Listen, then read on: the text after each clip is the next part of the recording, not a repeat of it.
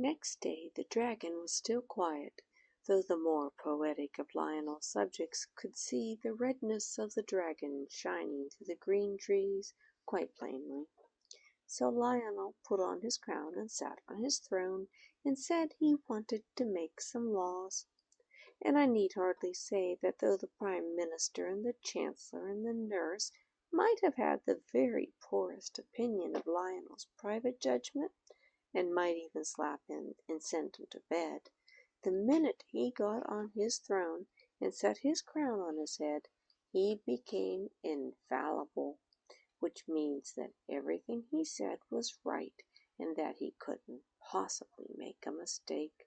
So when he said, "There is to be a law forbidding people to open books in schools or elsewhere," he had the support of at least half of his subjects, and the other half, the grown-up half, pretended to think he was quite right.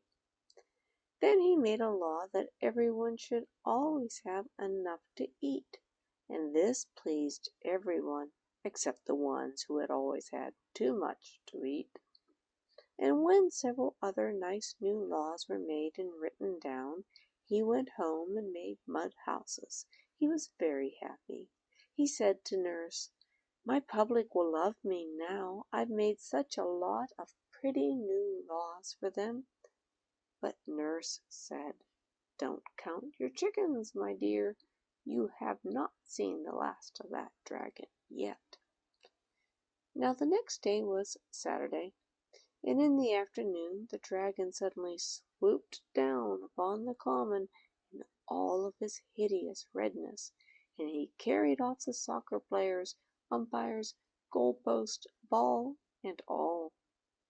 Then the people were very angry indeed, and they said, "We might as well be a republic, after saving up all these years to get his crown and everything." And wise people shook their heads. They foretold a decline in the national love of sport, and indeed soccer was not at all popular for some time afterward. Lionel did his best to be a good king during the week, and the people were beginning to forgive him for letting the dragon out of the book. After all, they said, soccer is a dangerous game. Perhaps it is wise to discourage it. Popular opinion held that the soccer players, being tough and hard, had disagreed with the dragon so much that he had gone away to some place where they only play cat's cradle and games that do not make you hard and tough. All the same, Parliament met on the Saturday afternoon, a convenient time, for most of the members would be free to attend to consider the dragon.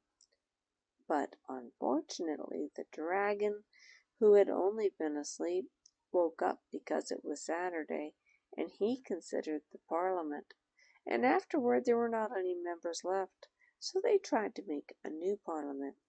But being a member of Parliament had somehow grown as unpopular as soccer playing, and no one would consent to be elected, so they had to do without a Parliament. When the next Saturday came around, everyone was a little nervous, but the red dragon was pretty quiet that day, and he only ate an orphanage. Lionel was very, very unhappy. He felt that it was his disobedience that had brought this trouble on Parliament and the orphanage and the soccer players, and he felt it was his duty to try to do something. The question was, what?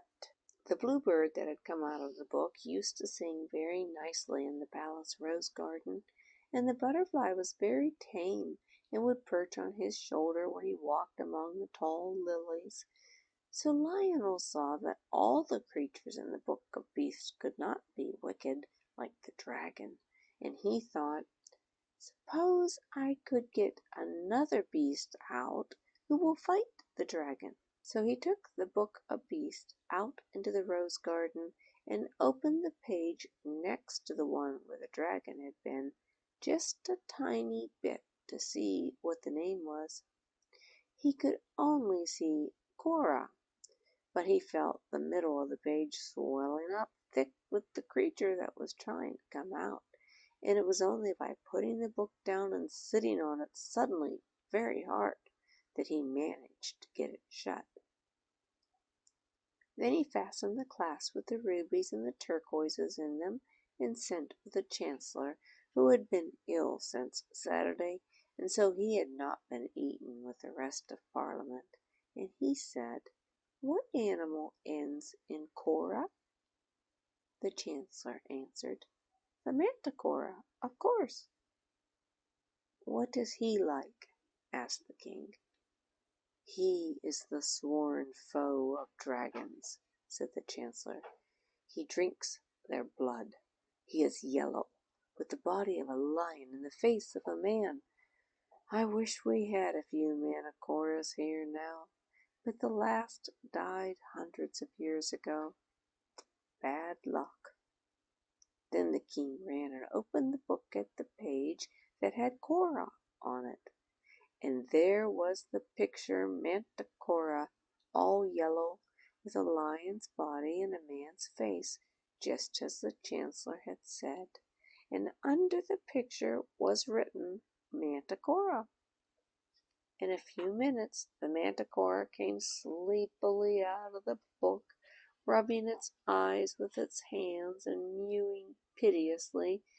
It seemed very stupid, and when Lionel gave it a push and said, "Go along, fight the dragon," it put its tail between its legs and it fairly ran away.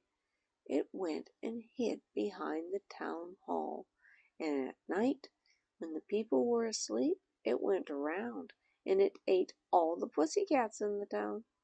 Then it mewed more than ever, and on Saturday morning, when people were a little timid about going out, because the dragon had no regular hour for calling, the Manticora went up and down the streets and drank all the milk that was left in the cans at the doors for people's teas, and it ate the cans as well.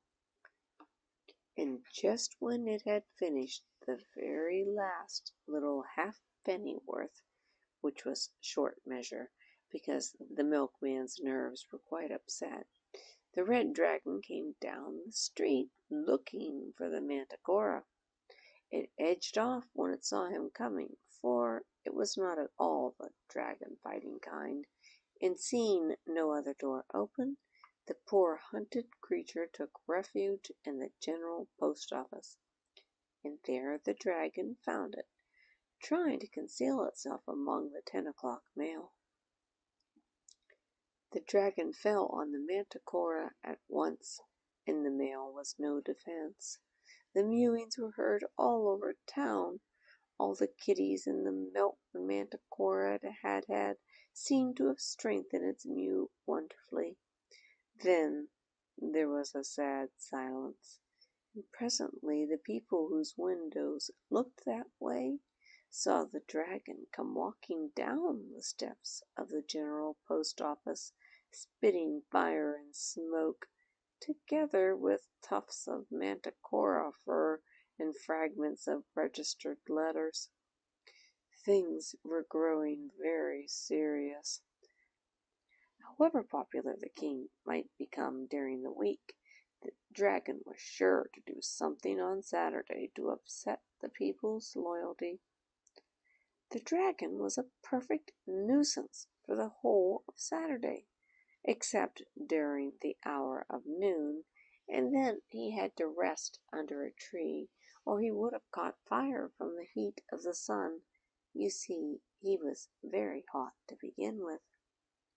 At last came a Saturday when the dragon actually walked into the royal nursery and carried off the King's own pet rocking horse. Then the King cried for 6 days, and on the 7th he was so tired that he had to stop.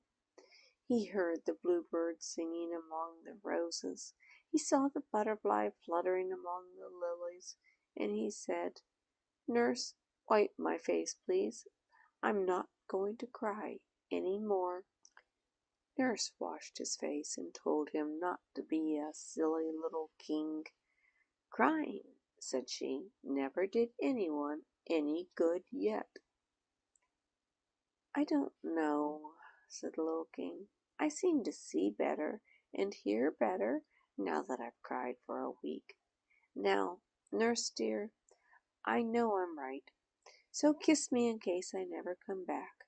I must try to see if I can save the people."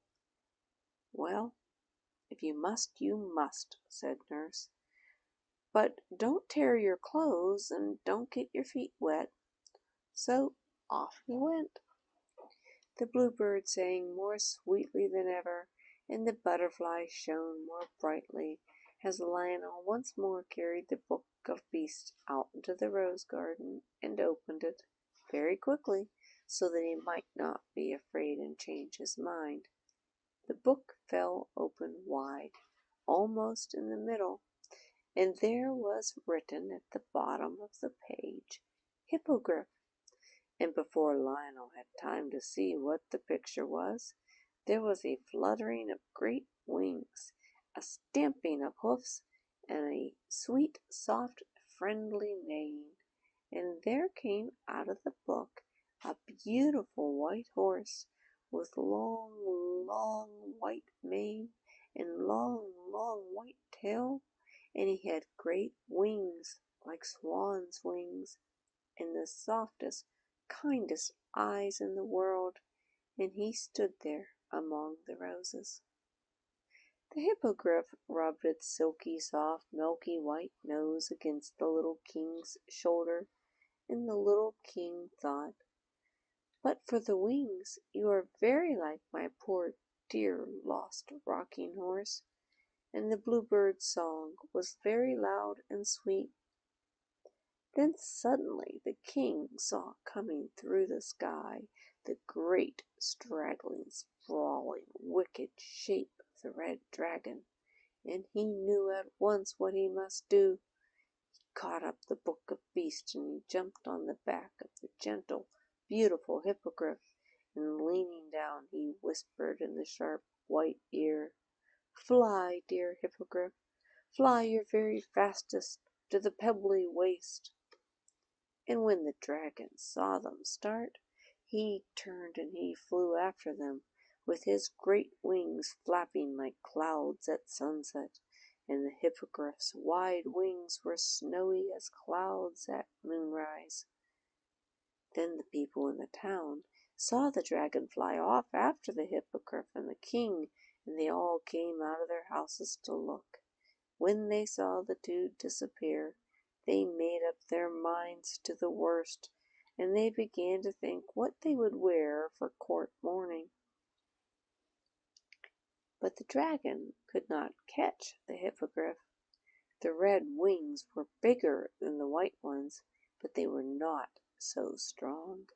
So the white-winged horse flew away and away and away, with the dragon pursuing, till he reached the very middle of the pebbly waste.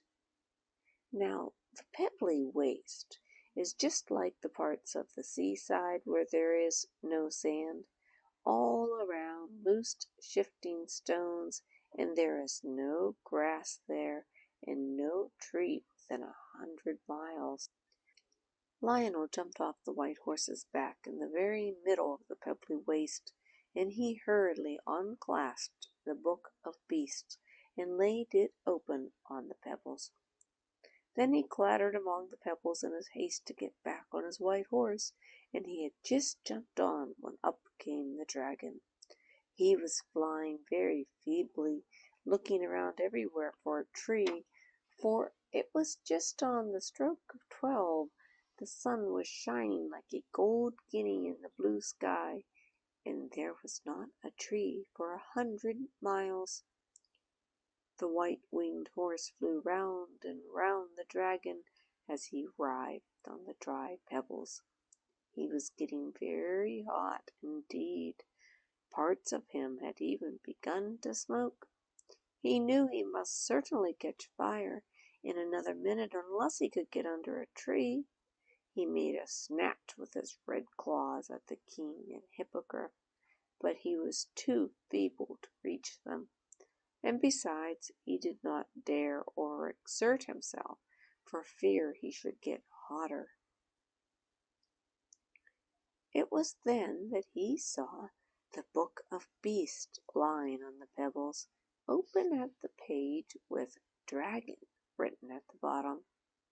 He looked, and he hesitated, and he looked again, and then, with one last squirm of rage, the dragon wriggled back into the picture and sat down under the palm tree, and the page was a little singed as he went in.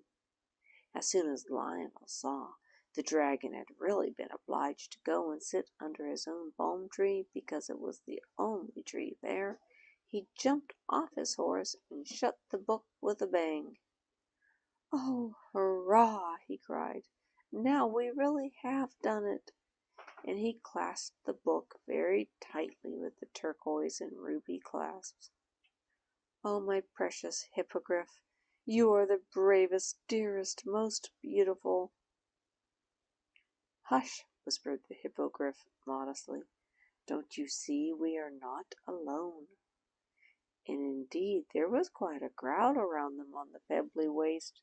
The Prime Minister and Parliament and the soccer players and the orphanage and the manticora and the rocking horse, and indeed everyone who had been eaten by the dragon.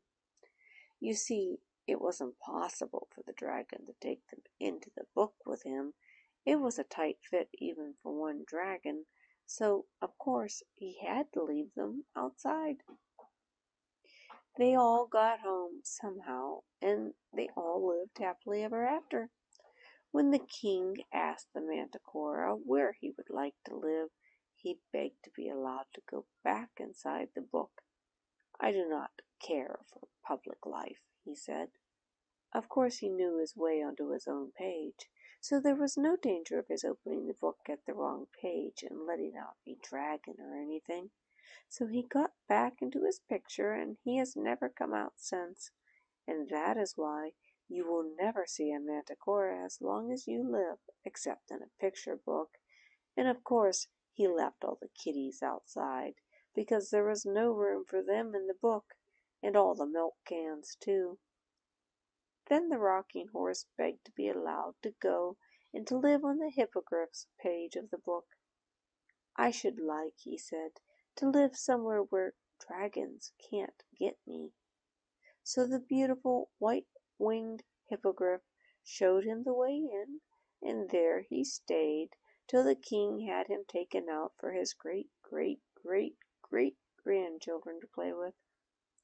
As for the Hippogriff, he accepted the position of the king's own rocking horse, a situation left vacant by the retirement of the wooden one, and the bluebird and the butterflies sing and flutter among the lilies and the roses of the palace garden to this very day.